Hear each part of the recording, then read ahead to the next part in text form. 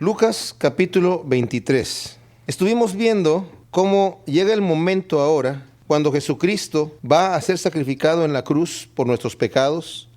Y vimos en la vez anterior cómo fue que fue entregado por uno de sus discípulos. Esto a mí siempre me ha impresionado, cómo fue que Judas, después de haber estado presente, viendo los milagros del Señor, escuchando sus enseñanzas, endureció su corazón para entregar al Señor. Fue apresado en la noche mientras estaba en el huerto de Getsemaní con sus discípulos orando. Fue llevado primero a la casa de Anás y después fue llevado a la casa de Caifás. Estuvo ahí toda la noche hasta la madrugada, en donde se juntó el concilio. Aquí la Biblia le dice concilio, pero la palabra en realidad es Sanedrín, que es un conjunto de 71 líderes judíos que se juntaban para examinar los asuntos legales y dictaminar justicia o juicio o sentencia de acuerdo al caso. Pero estos hombres, quebrantando todo proceso legal, condenan a Jesucristo a muerte. Hay un problema. Ellos no pueden aplicar la pena capital porque estaban bajo el Imperio Romano. Tienen que pedirle permiso a Roma para poder aplicar la pena capital. Saben, este es un detalle muy especial porque hay una profecía que decía que el cetro de Israel no iba a ser quitado hasta que llegara el Mesías. Así lo entendían también los intérpretes de la ley, los doctores de la ley.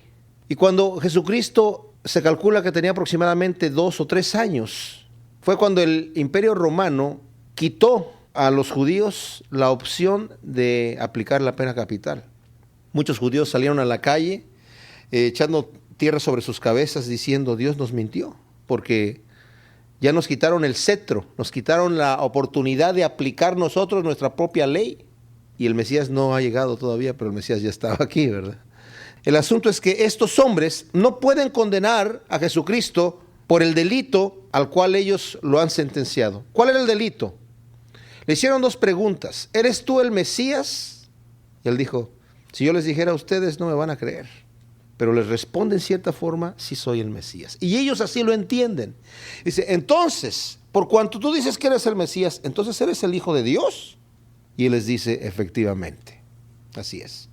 Y entonces el sumo sacerdote se rasga las vestiduras diciendo: ha blasfemado. Ahora, si él no fuera el Hijo de Dios, hubiese blasfemado. Y la blasfemia era pena capital, pero ellos no lo podían aplicar. Entonces, como si es el Hijo de Dios, no tiene culpa, obviamente. Y lo tiene que llevar delante de la autoridad. ¿Y cuál es la autoridad? Pues en este momento es el gobernador, el procurador, Poncio Pilato. Entonces nos dice en el primer versículo del capítulo 23... que levantándose entonces toda la muchedumbre de ellos, llevaron a Jesús a Pilato. Esto es ya después que han sentenciado al Señor a muerte. Y comenzaron a acusarle diciendo: a este hemos hallado que pervierte a la nación y que prohíbe dar tributo a César, diciendo que él mismo es Cristo, un rey. Ahora, a Pilato no lo pueden llevar a él diciendo: él ha blasfemado, porque a Pilato no le importan los asuntos de su ley religiosa. Si le llegan a Pilato a decir: este hombre es digno de muerte porque de acuerdo a nuestra ley ha blasfemado, Pilato se ríe en la cara de ellos y lo deja ir. Ahora, Pilato en este momento está en un problema. Él llegó con mucha prepotencia, mucha arrogancia, tomando el puesto de procurador, la máxima autoridad en la región de Judea, que en realidad le llamaban Judea en este momento a la región que era Judea, Idumea, que estaba hacia el sur, y Samaria, que estaba hacia el norte de Judea. Pero él había cometido muchos errores terribles cuando llegó de procurador. No importando cómo los judíos reaccionaban, él quiso hacer lo que él quiso hacer y en el proceso mató muchos judíos. Entonces en este momento ya estaba como en una situación muy delicada, porque si el César llega a saber que el procurador no está manteniendo a la gente en paz, lo puede quitar del puesto. Ya los judíos se habían quejado de él y habían ganado en la queja. Entonces Pilato ya estaba en un momento donde, aunque él aborrecía a los judíos terriblemente y los judíos lo aborrecían a él, igual tenía que de alguna manera llevársela bien con ellos. Y le llegan con este asunto. ¿Y de qué lo están acusando? Fíjense: pervierte la nación. Mentira. Están diciendo: este hombre hace insurrecciones, está provocando a la nación para que se levante en contra del César, porque dice que prohíbe dar tributo al César. No es cierto. Él no prohibió dar tributo al César. Él dice que él mismo es Cristo, un rey. Bueno, el tema de que fuera Cristo un rey tampoco era de gran asunto para Pilato. Y el tema de la insurrección, pues probablemente. Entonces dice aquí que Pilato le preguntó diciendo, ¿eres tú rey? Aquí Lucas es muy escueto en su descripción en todo este proceso de juicio de Jesucristo delante de Pilato. Nos dice abreviaciones solamente del asunto porque lo que realmente quiere destacar es el hecho de que Jesucristo va a dar su vida por nosotros y va a resucitar. No le interesa tanto el proceso legal de detallarlo. Nosotros nos podemos dar cuenta de este proceso de una forma más detallada entre Mateo, por ejemplo, y Juan. Nos dan mayor detalle de lo que sucede aquí. Entonces Pilato dice que lo lleva adentro y lo interroga aparte. Y le dice, ¿eres tú rey de los judíos? Y respondiendo él le dice, tú lo dices. Pilato dijo a los principales sacerdotes y a la gente, ningún delito hallo en este hombre. Aquí, como dije, está muy breve lo que nos narra Lucas, pero él estaba hablando con el Señor le habló muy poco. Pero cuando dice aquí Pilato, en el versículo 4, ningún delito hallo en este hombre, está utilizando una palabra legal. Está diciendo, yo soy el procurador, la máxima autoridad legal de Roma aquí en la región de Judea. Me han traído a este hombre, lo declaro inocente. Eso es lo que legalmente está diciendo Pilato. Lo que debió haber hecho ahí Pilato en ese momento es soltarlo y dejarlo en libertad. Eso es lo que la ley romana decía. En el momento que el juzgado, la persona que está en juicio, se declara inocente porque lo ha examinado, el juez en este caso es la máxima autoridad. Podríamos llamar el presidente de la Suprema Corte de Justicia de la zona, acaba de declarar que es inocente. En ese momento, cuando se declara que es inocente, no tiene derecho legal de mantenerlo ahí prisionero. Pero ellos porfiaban, o sea, insistían diciendo, alborota al pueblo enseñando por toda Judea, comenzando desde Galilea hasta aquí.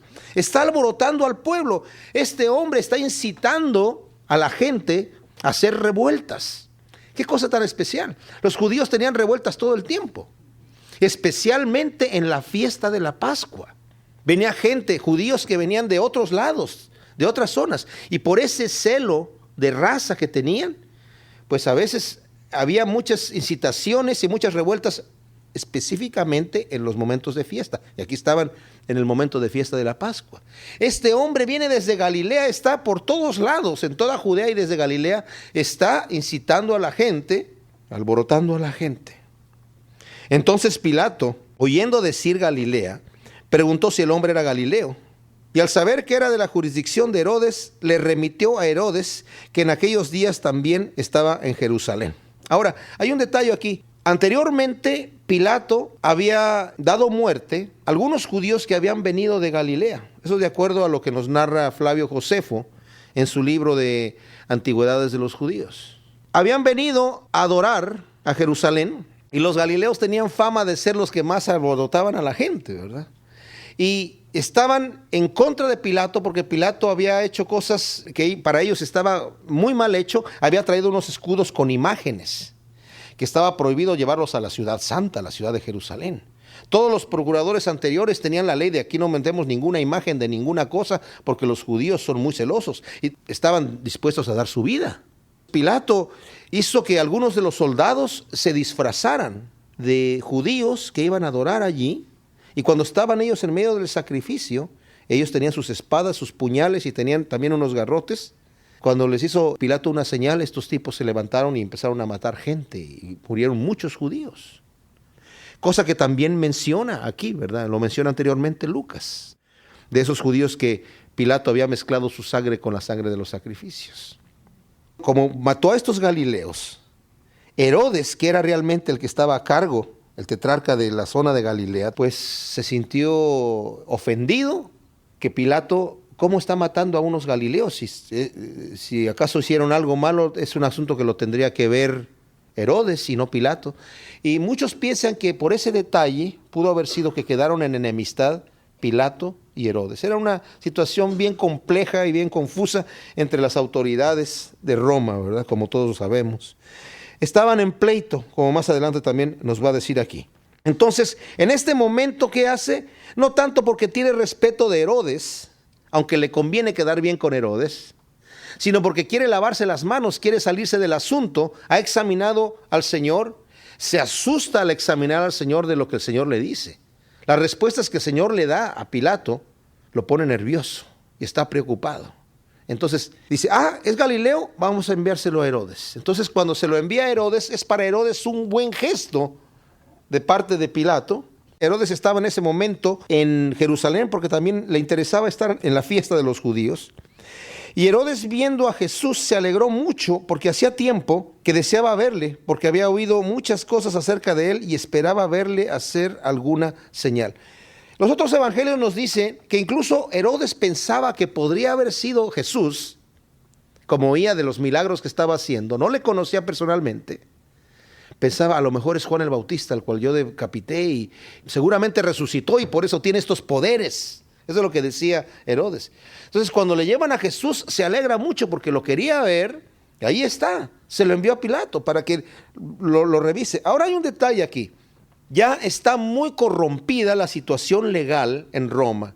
Vamos a ver que Pilato solamente le interesa ver por sus propios beneficios. No le interesa realmente ejecutar un juicio justo. Y Herodes, este tipo, estaba tan mal, que ni siquiera le interesa analizar a Jesucristo de una forma legal. Cuando Jesucristo fue enviado de parte de Pilato a Herodes, era que Pilato le estaba diciendo, a mí me han traído a este hombre que es Galileo para hacerle un juicio, te lo estoy enviando para que tú lo examines y decidas lo que se tiene que hacer con él de una forma legal, porque para eso tú estás en el puesto que estás en el gobierno de Roma. Pero Herodes ya no le interesaba nada, había llegado a grado de perversión y de enajenamiento, que en este momento solamente le interesa divertirse, le interesa esa curiosidad, ver que le haga un milagrito el Señor ahí. Y le hacía muchas preguntas, pero Jesús nada respondió. No le tuvo que decir nada. Nosotros vemos que anteriormente le dijeron al Señor, le dieron la noticia que Herodes había decapitado a su primo, Juan el Bautista. Y le dicen, bueno, y te anda buscando para matarte. Y el Señor le dice, pues dile a esa zorra que yo estoy aquí haciendo lo que voy a hacer hasta el día que yo decida que voy a partir. O sea, el Señor no tenía nada que decirle a este hombre que ya estaba enfermo de perversión y solamente estaba en la curiosidad de querer hacerle un milagro. Y el Señor no le responde ninguna de sus preguntas. Y estaban los principales sacerdotes y los escribas acusándole con gran vehemencia. O sea, ellos sabían quién era Herodes, el tipo de perverso que era Herodes, y sabía que en un momento dado Herodes lo podía dejar en libertad, y existía esa situación, que Herodes hubiera dicho, oye, no, ya hombre, este tipo no es nadie, échenlo fuera de aquí. Veamos el aspecto, recordemos cómo viene Jesucristo aquí. Supuestamente es un hombre que lo están entregando para que lo juzgue Roma, pero aquí ya viene golpeado, le han arrancado la barba. Lo han golpeado, lo han insultado, le han escupido. Está todo manchado de sangre, hinchado de la cara, hinchado de los ojos, sangrando de la barba. Y esta es la persona que traen delante de Pilato. Y luego Pilato lo envía delante de Herodes en esta forma también. Totalmente humillado. Y estos hombres acusándolo, estos señores con sus ropas finísimas, todos elegantes, diciendo, este hombre nos está echando a perder. Todo está y con acusaciones legales, pero falsas.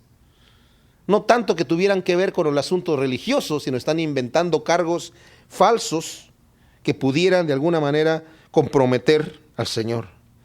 Entonces Herodes con sus soldados le menospreció y escarneció, vistiéndole de una ropa espléndida, y volvió a enviarle a Pilato.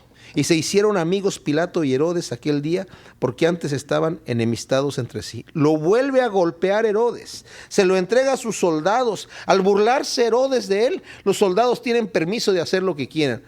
Es impresionante cuando nosotros nos damos cuenta, lo que nos dice la historia, cómo los soldados romanos, cuando se les daba permiso de torturar a alguien o de castigar a alguien, se les daba también permiso de que hicieran lo que se les ocurriera. Podían inventar torturas, podían inventar lo que quisieran para que la persona quedara realmente humillada. Y en ese momento, cuando ven a Herodes burlarse de él, ellos también tienen el derecho de hacer lo mismo. ¿Y qué hace? Se burla, se mofa completamente de él, lo viste de ropas elegantes, como burla. ¿Eres tú rey? Mira, te vamos a vestir de rey. Se burla de él.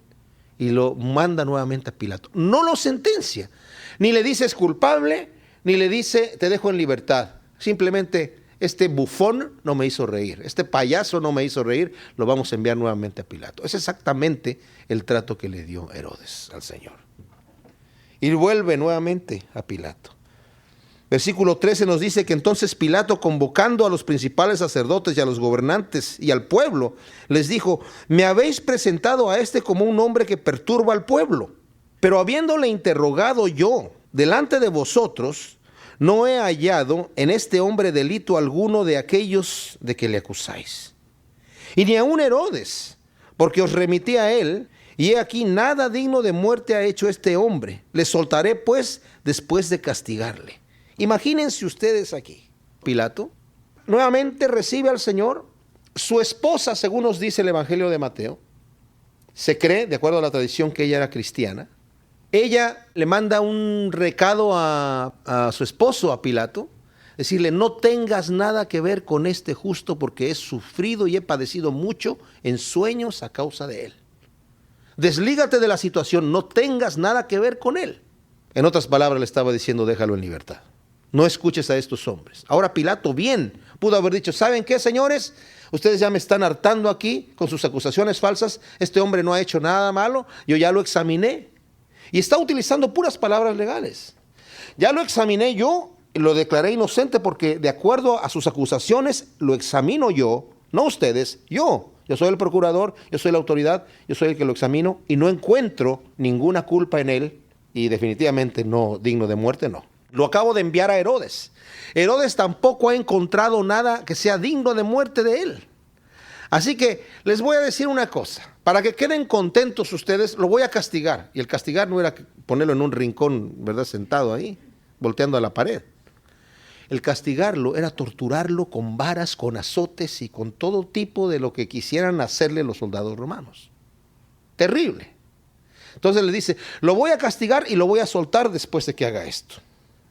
Mas toda la multitud dio voces a una diciendo: fuera con este y suéltanos a Barrabás. Los otros evangelios nos dicen que estos hombres, los principales de los judíos que estaban acusando al Señor, sobornaron a la multitud, les dieron dinero. Y seguramente también empezaron a decir: este es un hechicero.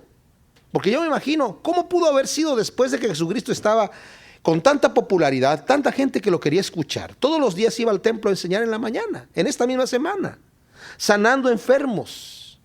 Y la gente estaba allí escuchándolo de buena gana, iba desde temprano a escucharlo. ¿Cómo de repente esta gente está allí diciendo: fuera con este? Ahora, si quieren saber más o menos qué hora es esta, estamos hablando entre las 7 a las 8 de la mañana, desde las 6 a las 8 de la mañana más o menos, porque a las 9 de la mañana es cuando lo van a crucificar. Impresionante, ¿eh?, que tan temprano hayan empezado a hacer todas estas maldades y tanto alboroto, pero dicen: fuera con este, suéltanos a Barrabás. Hay algunos manuscritos antiguos que el nombre de Barrabás lo ponen Jesús Barrabás, como su primer nombre Jesús, y Barrabás como un apodo. Pero es bien interesante, ¿eh?, si lo vemos desde este punto de vista. ¿Saben por qué? Porque más adelante va a decir: ¿a quién quieren que os suelte? ¿A Barrabás o a Jesús llamado el Cristo? ¿Por qué le tiene que poner el llamado el Cristo, verdad? Y ahí es donde dicen que en algunos manuscritos dicen: ¿a Jesús Barrabás o a Jesús llamado el Cristo? ¿Saben lo que significa Barrabás? Barrabás literalmente significa Bar, que quiere decir hijo de Abba, el Padre. Barrabás. Jesús, hijo del Padre. ¡Wow! La simbología es realmente tremenda, ¿verdad? ¿A quién quiere que os suelte? A Barrabás. Se cree que el Barrabás era un título que él mismo se había puesto, o se lo habían puesto la gente. Algunos se han atrevido a decir que Barrabás seguramente era uno de esos impostores que se habían levantado como un falso Mesías, proclamándose como un falso Mesías. No sabemos. Lo que sí sabemos es esto, y nos lo va a decir aquí Lucas, que Barrabás había sido tomado por insurrección y en el proceso había cometido un homicidio. ¿Y saben qué? ¿De qué están acusando a Jesucristo? De insurrección. De insurrección. Y él está diciendo, que dice, como era la costumbre que él les soltara un preso, dice: bueno, ¿y a quién les voy a soltar? Suéltanos al verdadero criminal, que ya sabemos que él sí ha hecho una insurrección y ha cometido un delito. Aquí nos dice, este había sido echado en la cárcel por sedición en la ciudad y por un homicidio. Les habló otra vez Pilato queriendo soltar a Jesús, pero ellos volvieron a dar voces diciendo, crucifícale, crucifícale. ¡Qué contradicción! ¡Qué contradicción! Piden al verdadero criminal, estos hombres, los principales de los judíos, sedientos de la sangre de lo que ellos consideran su enemigo por cuanto sienten que están perdiendo terreno. Lo único que quieren es ver al Señor muerto. Y ni siquiera piden que sea decapitado. Esto es algo tan monstruoso que me maravilla. Porque pudieron haber dicho, decapítale, como a Juan el Bautista fue decapitado por Herodes. No, crucifícale. Lo queremos ver sufrir. Lo queremos ver torturado. Queremos ver cómo se va muriendo y queremos estar presentes burlándonos de él mientras está muriendo. ¡Qué maldad tan terrible! Pero eso es lo que estos hombres están queriendo hacer. Crucifícale, crucifícale. Él les dijo por tercera vez, pues qué mal ha hecho este. Ningún delito digno de muerte he hallado en él. Le castigaré pues y le soltaré nuevamente. Mas ellos instaban a grandes voces pidiendo que fuese crucificado. Y las voces de ellos y la de los principales sacerdotes prevalecieron. Entonces Pilato sentenció que se hiciese lo que ellos pedían y le soltó a aquel que había sido echado en la cárcel por sedición y homicidio, a quien habían pedido, y entregó a Jesús a la voluntad de ellos. Ahora, hay un detalle más. Cuando ponemos todos los evangelios juntos nos damos cuenta que castiga a Jesucristo 2 veces. O sea, ya venía golpeado. Cuando lo examina él, la primera vez ya viene golpeado el Señor. Se lo envía a Herodes. Allá lo golpean otra vez, lo recibe, lo castiga una vez, lo golpea una vez. Y después le dice, lo voy a castigar otra vez, se los voy a entregar y déjalo en libertad. No, crucifícalo. Pero aún así lo entrega a los soldados y los soldados es en ese momento en donde le ponen la corona de espina, le dan de azotes. Y con una caña le pegaban en la cabeza diciendo, salve rey de los judíos. Nuevamente. Ahora, Pilato solamente tuvo que haber dicho a los soldados, señores, no quiero que lo maltraten. Si se va a ir a la cruz, que se vaya como está. No le importó. Quería satisfacer la sed de odio y de venganza satánica que tenían estos religiosos en contra del Señor. Y deja que le hagan toda esta tortura. Y los soldados hacen lo que quieren con el Señor, las veces que quieren antes de llevarlo. Yo creo que la única razón por la cual se detuvieron era porque no querían que muriera allí, porque muchos habían llegado a morir en la tortura que hacían antes de llevarlo a la sentencia. Tenían que tenerlo vivo para llevarlo allá. Pero si ustedes se acuerdan, cuando el Señor llega a la cruz, muere en 6 horas después de que fue crucificado, en ese periodo. Y Pilato se asombra que haya muerto tan pronto, porque normalmente duraban más tiempo. A los otros soldados les tuvieron que romper las piernas para que murieran allí, sofocados. El Señor había muerto solo. No le rompieron ningún hueso también para que se cumpliera la escritura que decía que ningún hueso iba a ser roto de él. Pero sí lo torturaron, hicieron lo que quisieron, y lo que me maravilla es que el Señor quiso sufrir todo eso por amor a nosotros. Qué tremendo. Lucas 23, 26. Aquí Jesucristo ya ha sido entregado por los principales sacerdotes judíos, jueces, a Pilato. Pilato lo envió a Herodes porque no encontró ningún mal en él. Herodes lo regresa a Pilato. Pilato de alguna manera tiene esta conversación con los judíos diciendo, yo no he encontrado ningún mal en él, pero ellos solamente quieren que lo crucifiquen, y Pilato lo declara inocente, pero no lo libera. ¿Saben? Es interesante notar esto. Los judíos tuvieron que traer testigos falsos para acusar al Señor, porque no encontraban ningún delito en él. Cuando lo llevaron delante de Pilato, usaron acusaciones falsas. Pilato lo examina, lo declara inocente una vez. Lo vuelve a examinar, lo declara inocente 2 veces. Lo manda a Herodes, regresa nuevamente de Herodes, y Pilato declara que Herodes también lo declara inocente porque no le encuentra ningún mal. Lo vuelve a examinar otra vez y lo declara inocente. Su esposa le manda a decir, no tengas nada que ver con este inocente que es justo. Anteriormente a esto, Judas había llegado, después de que había entregado al Señor, a regresar el dinero que le habían dado, y dijo, he pecado, he entregado sangre inocente. Judas lo declara inocente. Pero aún así, Pilato lo entrega en manos de ellos para ser crucificado. Y aquí en el versículo 26 nos dice que llevándole, tomaron a cierto Simón de Cirene que venía del camino y le pusieron encima la cruz para que la llevase tras él. Sabemos que Jesucristo cargó la cruz desde el palacio, ¿verdad?, de Pilato hasta la puerta, ya rumbo a la Vía Dolorosa. Pero en ese momento Jesucristo ya no puede cargar la cruz. Y como necesitan que esté vivo para crucificarlo, se lo entregan a un señor que venía del campo, que era Simón de Cirene, y le entregan a la cruz para que le ayude, y la persona estaba obligada a obedecer lo que le dijera el soldado romano. Entonces, este Simón de Cirene, según nos dice Marcos, era padre de dos cristianos, de Rufo y de Alejandro, dos discípulos de Jesucristo.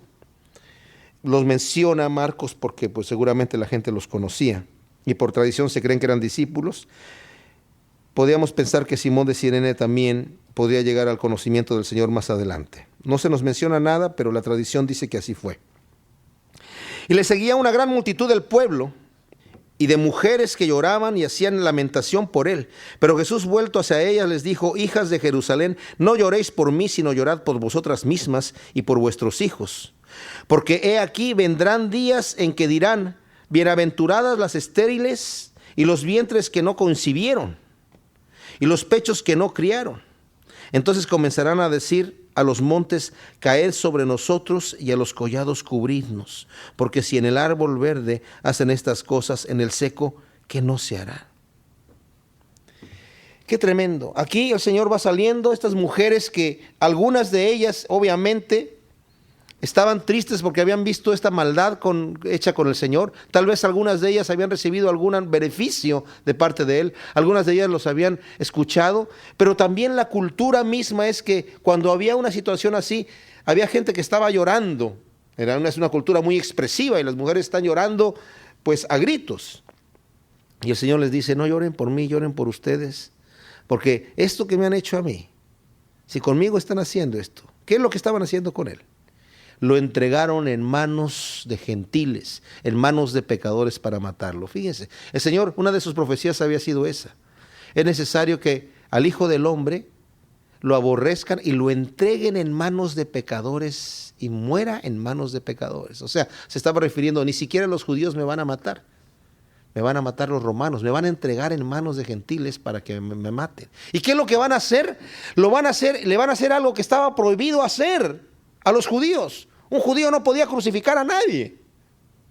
Era maldición hacer una cosa así. Pero los romanos lo podían hacer. Y se lo entregan y le piden no solamente que lo mate. ¿Saben cómo era la muerte? La pena capital, de acuerdo a la ley de Moisés, era con piedras. Apedreaban a la gente. Pero no la crucificaban. Y acá, ellos piden: crucifícale. O sea, nosotros no lo vamos a hacer, pero queremos que tú lo hagas. Qué terrible cosa. Entonces dice el Señor: no lloren por mí, lloren por ustedes, porque seguramente pudo estarse refiriendo a que en el año 70 iba a llegar Tito y las cosas que iban a sufrir allí en esa ciudad iban a ser terribles. Antes de que Tito exterminara a muchísimos y millones de judíos que estaban allí, porque fueron millones los que murieron ahí, y se terminó Israel como nación por casi 2000 años. En ese momento, dice: lloren no por mí, sino por sus hijos, porque van a ser dispersos, se va a acabar aquí. Y toda la persecución que ha venido a la nación de Israel, todo el antisemitismo que no tiene ninguna otra respuesta más que algo totalmente satánico de parte de la gente que aborrece a los judíos, vino también por consecuencia al haber rechazado al Mesías y haberle hecho esto. No como castigo a las diferentes generaciones, sino como consecuencia. Qué terrible cosa. Tenemos que tener cuidado porque saben que nuestros pecados, y ciertamente nuestros hijos no son culpables de nuestro pecado, sí pueden sufrir por nuestro pecado. Y nuestros nietos también, y nuestras generaciones pueden sufrir por la consecuencia de lo que nosotros dejamos en el camino, ¿verdad? Y dice aquí, el versículo 32 dice: llevaban también con él a otros dos que eran malhechores para ser muertos, y cuando llegaron al lugar llamado de la Calavera, le crucificaron allí. No da mucho detalle aquí Lucas. Le crucificaron ahí, y a los malhechores, uno a la derecha y otro a la izquierda. Y Jesús decía: Padre, perdónalos porque no saben lo que hacen. Y repartiendo entre sí sus vestidos, echaron suertes. Y el pueblo estaba mirando, aún los gobernantes se burlaban de él, diciendo: a otro salvó, sálvese a sí mismo, si es el Cristo, el escogido de Dios. Ahora, en otro evangelio también leemos que dice: a otro salvó, a sí mismo no puede salvarse. Ellos dan testimonio no solamente de que era inocente, sino que salvó a otros. Qué tremenda cosa para decir del Señor en ese momento. A otro salvó. Sálvese a sí mismo. No, el Señor no venía a salvarse a sí mismo. Le dijo a Pedro: guarda tu espada. ¿Qué no crees que yo podría salvarme ahora a mí mismo? ¿No crees que yo puedo venir y pedirle a mi Padre que me envíe 12 legiones de ángeles? Poco más de 80,000 ángeles. Un solo ángel destruyó a 185,000 soldados. Imagínense lo que harían 80,000 ángeles. Los hacen polvo literalmente, ¿verdad? Dice: pero no, a mí nadie me quita la vida, yo la entrego. A otro salvó, a otro salvó. A sí mismo no se salvó, porque si se hubiera salvado a sí mismo no hubiera podido salvar a los demás. Ese es el amor tan grande que el Señor tiene. Los soldados también le escarnecían, acercándose y presentándole vinagre y diciendo: si tú eres rey de los judíos, sálvate a ti mismo. Había también sobre él un título escrito con letras griegas, latinas y hebreas, que decía: este es el rey de los judíos. Y uno de los malhechores que estaba colgados le injuriaba diciendo: si tú eres el Cristo, sálvate a ti mismo y a nosotros. Respondiendo el otro, le reprendió diciendo: ¿ni aún temes tú a Dios estando en la misma condenación? Nosotros a la verdad justamente padecemos porque recibimos lo que merecieron nuestros hechos, mas este ningún mal hizo. Y dijo a Jesús: acuérdate de mí cuando vengas en tu reino. Entonces Jesús le dijo: de cierto te digo que hoy estarás conmigo en el paraíso. Esto para mí es la demostración de fe más grande que he visto en la Escritura. Porque Jesucristo está como un hombre vencido, totalmente terminado. Sus discípulos lo han abandonado. Algunos están mirándolo de lejos nada más. Hay unas mujeres que también están ahí un poco lejos. Y está como un hombre derrotado en la cruz. Está como un hombre derrotado en la cruz. ¿Y qué sucede? El otro ladrón que está ahí, o sea, todo el mundo se estaba burlando, la gente se estaba burlando, los principales de los judíos se estaban burlando, hasta los soldados también entraron a burlarse. Nosotros no entendemos eso porque en nuestra cultura no sucede que se ejecute a una persona públicamente, pero aquí sí sucedía. Entonces se están burlando de él, y el ladrón que está al lado, uno de ellos, al principio los ladrones empezaron a burlarse, que seguramente los dos, no sabemos, pero uno de ellos se está burlando.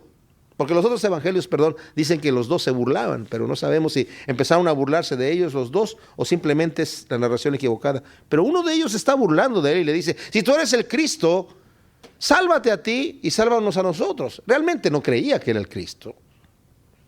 Y la respuesta que da este otro ladrón que estaba del otro extremo, le dice: ni aún temes tú a Dios estando en la misma condenación. Estos hombres eran malhechores, eran criminales. ¿De dónde tiene este hombre el temor de Dios? Que dice: ni aún temes tú a Dios estando en la misma condición. ¿Qué condición? Te vas a morir, amigo. Todos aquí, estos tres que estamos aquí, nos vamos a morir. ¿No temes a Dios estando en esta condición? Me sorprende lo que dice en el versículo 41. Nosotros a la verdad justamente padecemos porque recibimos lo que merecieron nuestros hechos, mas este ningún mal hizo. Esto es un verdadero arrepentimiento. Esto que yo estoy sufriendo, dice este hombre, que era una cruz tortuosa, lo merezco porque he hecho un mal. Eso es verdadero arrepentimiento. Dice: pero este hombre no ha hecho ningún mal. Y se voltea a este hombre derrotado, medio muerto, clavado en la cruz, incapaz de salvarse a sí mismo, y le dice: acuérdate de mí cuando vengas en tu reino. Lo reconoce como rey y reconoce que va a venir en su reino. ¿Cuándo? Pues no ahora, sino después de la muerte.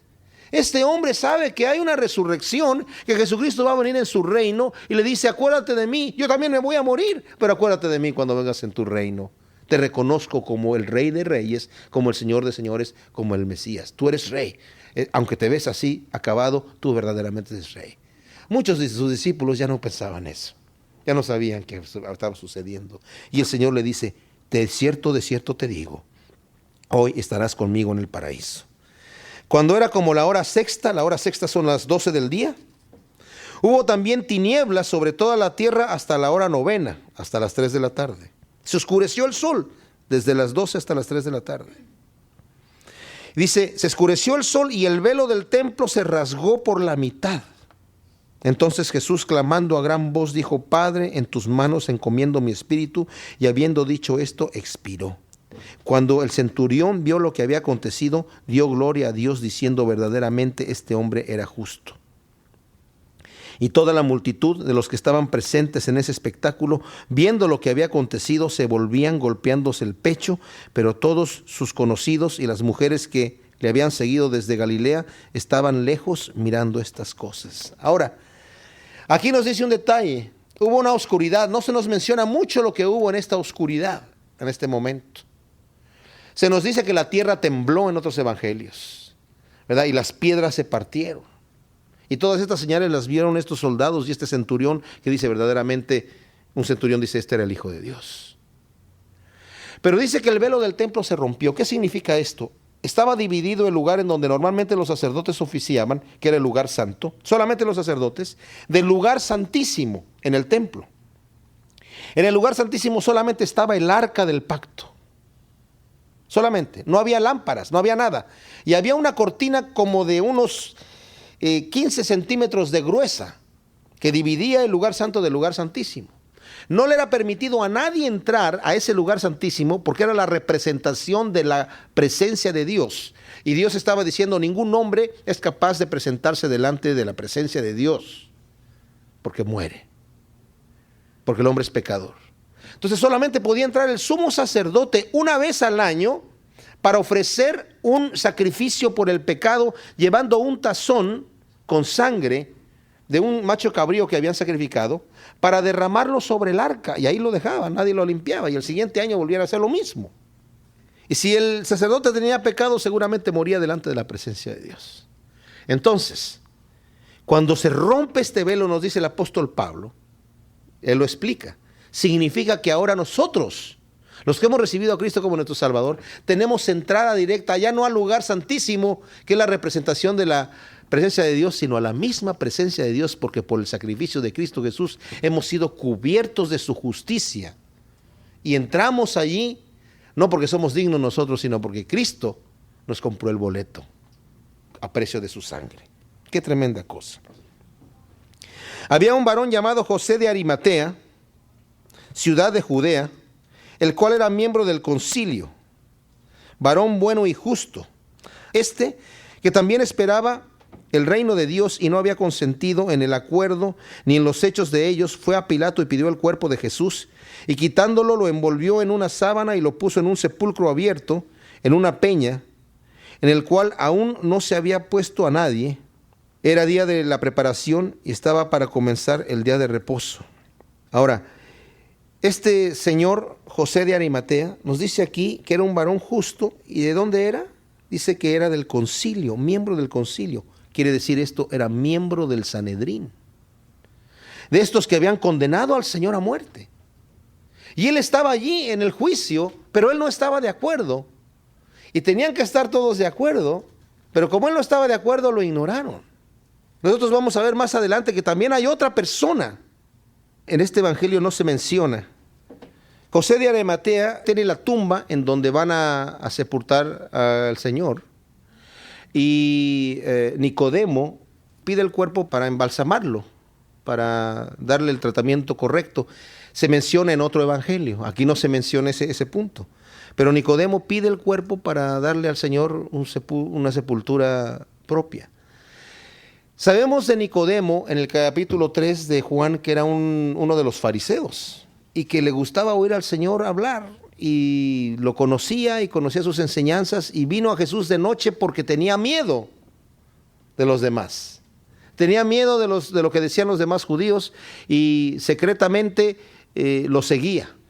También este señor, José de Arimatea, era otro tipo que era de los principales de los judíos, que también secretamente seguía al Señor. Estos hombres, en cierta forma, podríamos decir nosotros, se avergonzaban de mostrar su fe para no perder popularidad. Y no solamente popularidad, se les destruiría su vida social si reconocerían a Jesucristo. ¿Ustedes se acuerdan de este hombre que había nacido ciego? Lo vamos a ver cuando empecemos a estudiar Juan, porque ahí es donde se menciona él, que el Señor sana a un ciego que era de nacimiento, y cuando lo llevan a este ciego, lo examina el Sanedrín, lo están viendo y dicen, bueno, ¿y cómo fue que sanaste? Y él les dice, bueno, pues fue por Jesús de Nazaret me sanó.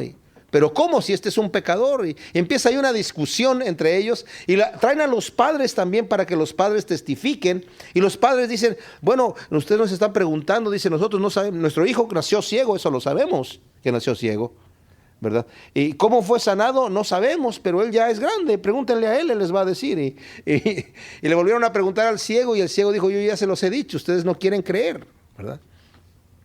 Y cuando el ciego los confronta con la realidad de que ellos no quieren creer, le dicen, tú eres ignorante de la ley. Y lo echan fuera de la sinagoga, que significaba, ya estaba cortado prácticamente de los eventos sociales que tenían en el pueblo. O sea, el templo era el lugar central.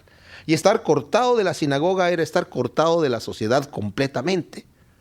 Entonces no le convenía de ninguna manera a nadie estar cortado de la sociedad, estar cortado de la sinagoga, estar cortado de nada, porque se terminaba su vida social, se terminaba su vida comercial, se terminaba todo. Había personas que seguían a Jesucristo y no les interesaba eso. No les interesaba que los hubieran cortado. Sobre todo, pues los que eran pescadores como Pedro, Juan y también los que eran gente poderosa como Mateo, que era cobrador de impuestos. Aunque era poderoso, pues a él ya también lo habían cortado de la sinagoga porque era considerado un traidor. Pero todos los que eran verdaderamente discípulos que seguían al Señor, lo seguían no importando las consecuencias. Pero estos hombres, José de Arimatea y Nicodemo, sí les interesaba la consecuencia y pues no querían mover el terreno, preferían hacerlo en una forma hasta cierto punto oculta, y seguían al Señor como por atrás, sabiendo lo que estaba haciendo, y me imagino de repente preguntándole cuando estaba a solas. Por lo menos tenemos el testimonio de Nicodemo. Pero ¿qué es lo que vemos aquí nosotros ahora de José de Arimatea? En un momento en donde estaba la situación tan tensa, ahora, que el mismo Pedro negó al Señor. Después de que estaba a punto de dar su vida por el Señor, ya una vez que vio el poder de estos hombres violentos, de estos sacerdotes, que los vio en acción y que vio que los romanos estaban allí, esa intimidación que vino al corazón de los discípulos los mantuvo lejos, porque todos estaban lejos. Al único que vemos nosotros, de acuerdo nos dice Juan, al pie de la cruz era Juan, un joven, que también cuando leemos detenidamente en el Evangelio de Juan, lo vamos a ver cuando lleguemos allá también, se calcula, y algunos piensan que pudo haber sido primo de Jesucristo, pero cuando lleguemos ahí vamos a estudiarlo por qué razón, ¿verdad? Pero los demás se habían ido. Estos hombres, José de Arimatea y Nicodemo, vienen uno a pedir el cuerpo y otro a proveer la tumba, en un momento totalmente de persecución y de alboroto y de una excitación y de confusión. Podríamos decir, estos hombres que tal vez se avergonzaban o estaban cuidando su posición en un momento dado, en este momento, cuando vieron que el Señor había sido crucificado y que pudieron ellos haber dicho, como dijeron los discípulos, pues ya se acabó todo. Pensamos que este iba a ser el que iba a ser el rey de Israel, pero aquí se acabó todo. Estos hombres, como el ladrón que estaba junto a la cruz, reaccionaron a la inversa. El ladrón, mientras Jesucristo estaba predicando, andaba cometiendo sus fechorías. Pero cuando Jesucristo estaba en la cruz, le dice, tú eres mi rey. Acuérdate de mí cuando vengas en tu reino. Yo te reconozco como rey. Aunque todos los demás digan, si acaso tú eres el rey, desclávate. Si eres lo que dices ser, demuéstralo ahora y vamos a creer en ti. Este ladrón no necesitó ninguna demostración y tampoco la necesitó José de Arimatea ni Nicodemo tampoco. Cuando vieron que Jesucristo estaba muerto, no dijeron, aquí se acabó todo. Al contrario, fue ahí donde el valor verdaderamente brilló en estos hombres. No les importó si iban a ser excluidos de la sinagoga en este momento por tomar el cuerpo y por proveer una tumba, porque no lo hicieron en secreto. No lo hicieron en secreto, era conocido todo lo que pasaba ahí. ¿Cuánto nosotros debemos aprender? Pero ¿cuánto debemos aprender nosotros de cómo hombres que en un momento dado se avergüenzan del Señor, realmente se tornan para mostrar su valor en los momentos de aflicción? ¿Qué hacemos nosotros cuando viene la prueba? ¿Qué hacemos nosotros cuando realmente el Señor demanda de nosotros una fidelidad real y verdadera?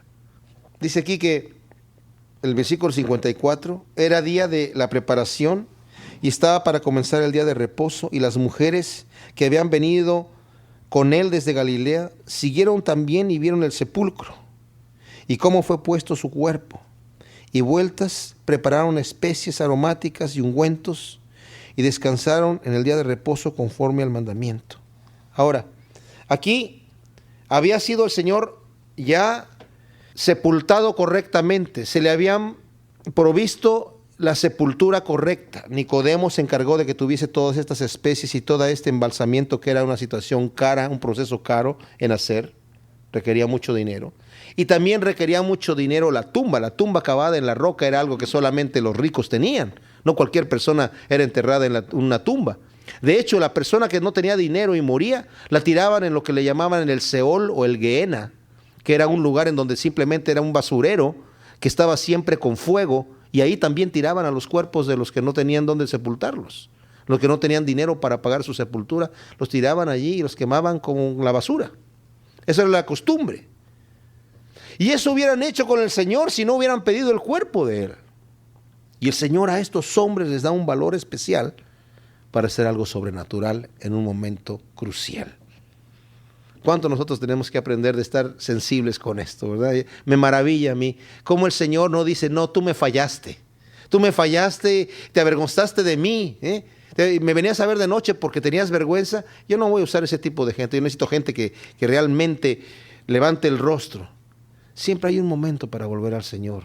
Y ojalá que ese momento de nuestra vida no sea muy tarde, sino que sea temprano, y decir, Señor, yo quiero entrarle con todo lo que soy, con todas mis fuerzas, con toda mi mente, con todo mi ser. Quiero llegar a ser un José de Arimatea, aunque sea un Nicodemo, que tal vez con duda y con miedo y con temor, pero que al final voy a entrar con toda la fuerza, ¿verdad? Y tener la fe de ese ladrón que fue el único que en la cruz lo reconoció rey y victorioso. Todos los demás decían, aquí terminó. ¿Cuánto tenemos que aprender de estos hombres? Señor, te damos gracias por tu palabra. Te damos gracias porque vemos los ejemplos que tú nos has mostrado aquí, tremendos ejemplos, Señor. ¿Cuánto queremos nosotros tener este valor? No sabemos qué hubiéramos hecho si hubiéramos estado presentes ahí, Señor. La confusión era mucha y el tormento mental, espiritual y emocional era demasiado, Señor, para la gente que había visto cómo te crucificaban en la cruz después de haber puesto la esperanza en ti. Pero cuando vemos tu gracia manifestada en este ladrón, Señor, y en estos dos principales de los judíos que sin ninguna vergüenza y no escatimando nada, Señor, vinieron a pedir el cuerpo para darte una sepultura digna, Señor. Queremos ser así, Señor. Sabemos que nuestra vida aquí es muy corta y la queremos utilizar con todas nuestras fuerzas para ti, Señor. No queremos perder la oportunidad, ninguna oportunidad. Te lo pedimos en el nombre de Cristo Jesús. Amén.